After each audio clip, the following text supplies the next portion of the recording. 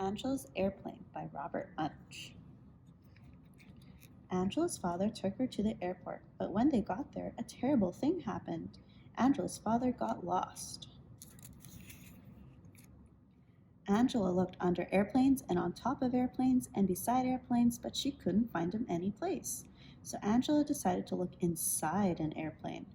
She saw one with an open door and climbed up the steps. 1, 2, 3, 4, 5, 6, right to the top. Her father was not there, and neither was anyone else. Angela never been in an airplane before. In the front, there was a seat that had lots of buttons all around it. Angela loved to push buttons, so she walked up to the front, sat down in the seat, and said to herself, "It's okay if I push just one button. Don't you think it's okay if I push just one button?"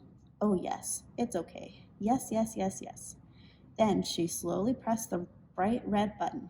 Right away, the door closed. Angela said, "It's okay if I push just one more button. Don't you think it's okay if I push just one more button?" "Oh yes, it's okay. Yes, yes, yes, yes." Slowly she pushed the yellow button.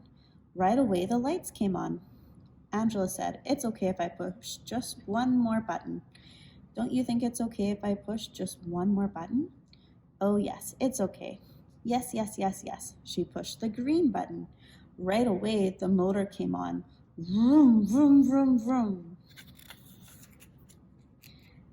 Angela said, "Yikes," and pushed all the buttons at once. The airplane took off and went right up into the air. When Angela looked out the window, she saw that she was very high in the sky. She didn't know how to get down. The only thing to do was to push one more button. So she slowly pushed the black button. It was the radio button. A voice came on the radio and said, "Bring back that airplane, you thief, you." Angela said, "My name is Angela. I am 5 years old and I don't know how to fly airplanes." "Oh dear," said the voice. "What a mess." "Listen very carefully, Angela. Take the steering wheel and turn it to the left."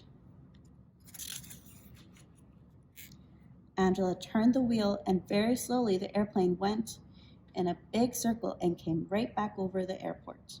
"Okay," said the voice. "Now pull back on the wheel." Angela pulled back on the wheel and the airplane slowly went down to the runway.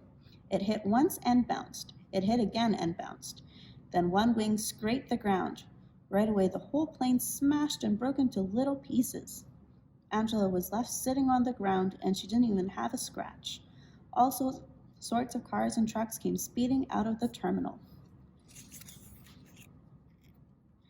There were police cars, ambulances, fire trucks, and buses. All sorts of people came running, but in front of everybody was Angela's father.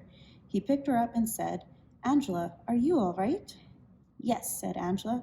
"Oh, Angela," he said, "the airplane is not all right. It is in very small pieces." "I know," said Angela. "It was a mistake." "Well, Angela," said her father, "promise me you will never fly another airplane." "I promise," said Angela. "Are you sure?" said the father.